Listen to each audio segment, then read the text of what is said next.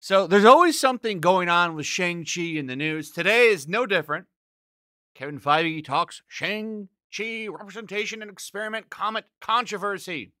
Now, this isn't the main story, but it's part of it. So, as you know, Simu Liu came out and talked about how he's kind of getting messed over when it comes to the studio releasing this film. There's been barely any promotion for this movie. I can kind of understand where he's coming from, particularly with Bob Chapek, who called the movie an experiment, or an experimental release, to be precise.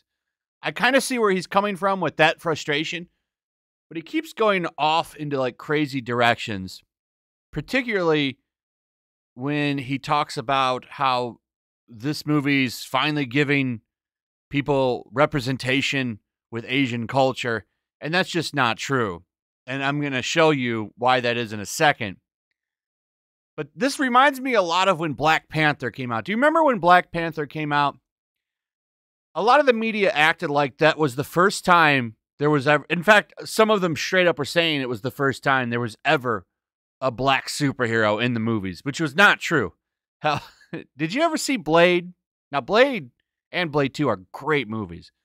This is why, like, I don't think the PG-13 Marvel Blade that's coming out, I think it's going to get torn to pieces, because those first Wesley Snipes Blade movies were fantastic.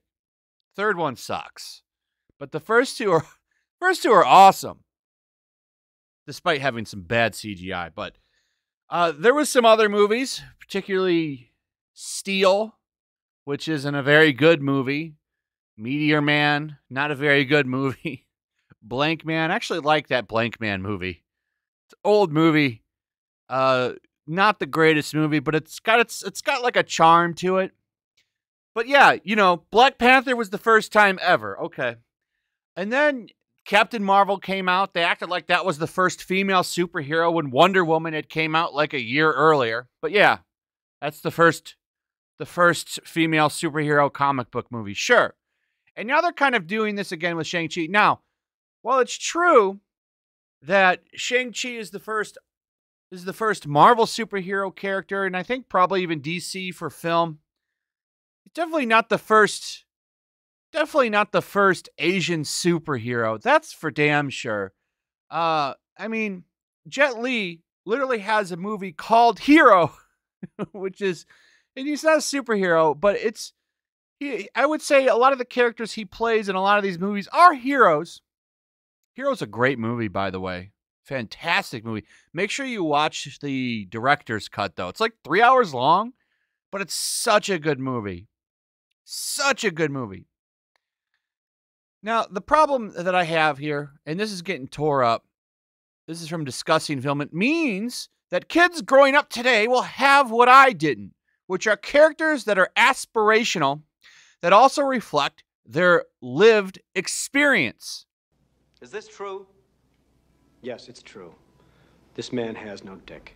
Now, that quote comes from Total Film, where they interview him on Shang-Chi, and he's very excited to be playing a superhero in a Marvel Comics movie.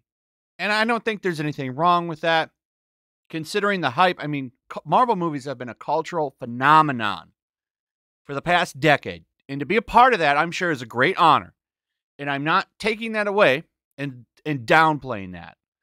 But to talk like this is the first time Asian kids have somebody to look up to is a damn lie. Okay? This is kind of like the wrong messaging for this movie. Now, if you want to say, yeah, Asian, finally, you know, they got a Marvel superhero, okay, whatever. But to say that this is the first time they have anybody to share a lived experience with, or an experience that that reflects their life, is a total lie. I mean, I can just go to Jackie Chan. Jackie Chan, you didn't have this growing up? I mean, what's his age? 32 years old.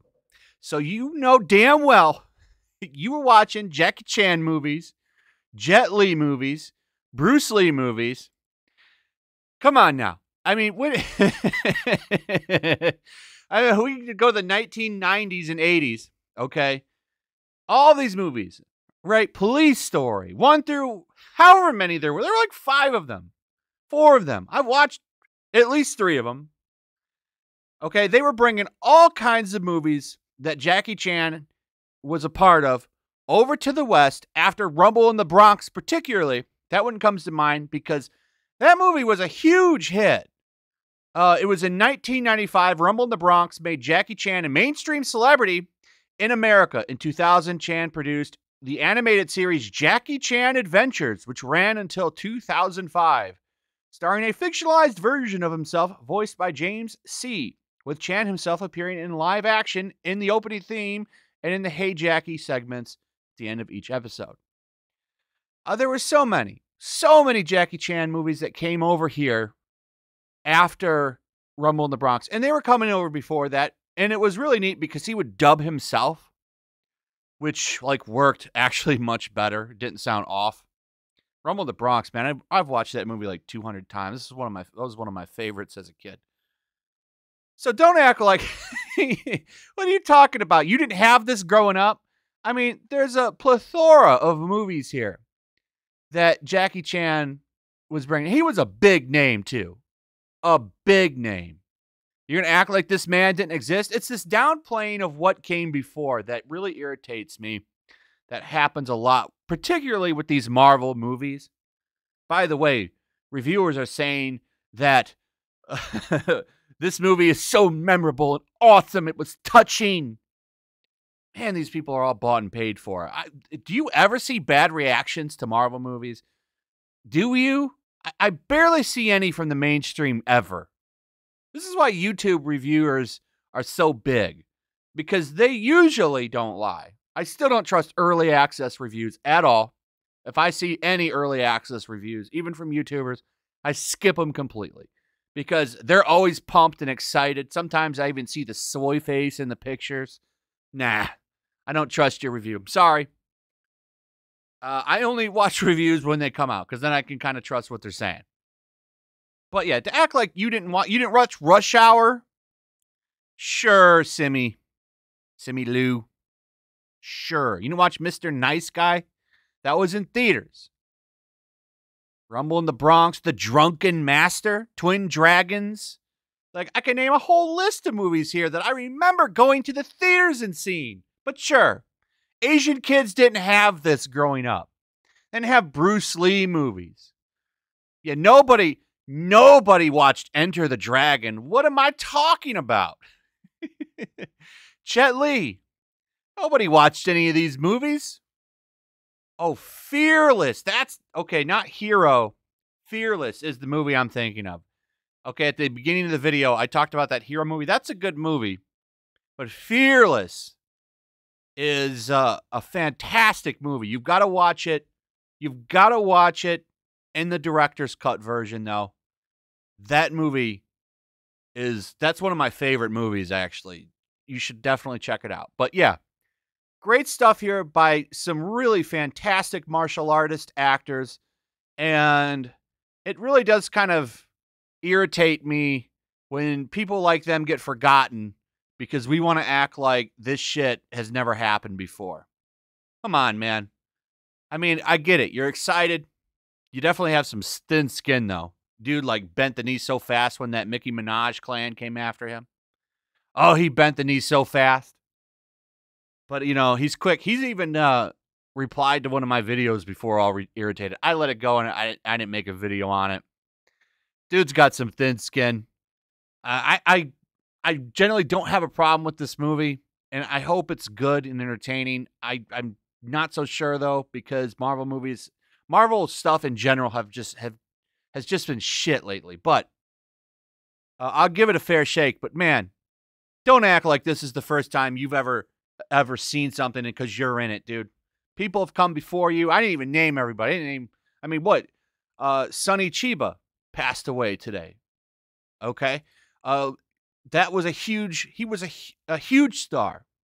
Chow Yun-fat. I mean, I could go on for days about all the great martial artists that have been actors in film and really helped spread kung fu and martial arts movies. You're not the first guy. And this has been something people have been this is something people have grown up with for at least a couple of decades now. Anyway, that's pretty much it. Let me know what you guys think about all this. Also, if you would, please like, subscribe, share the video. Make sure you're still subscribed. Hit that notification bell. And I'll see you guys on the next one. Peace. Also, if you want to help support the channel, check out my Teespring store. There's a link in the description. You can find some merchandise in there that you might want to check out. Also, make sure to follow me over on Twitch. I do watch parties, play video games over there. They're always fun. Follow me over there and come hang out. Also, make sure you subscribe to YellowFlash, my other channel. There's a link to that in the description as well. I do a lot of live streams over there that I don't do on this channel. Usually smaller and a little bit more personal. So make sure you follow me over there and sign up.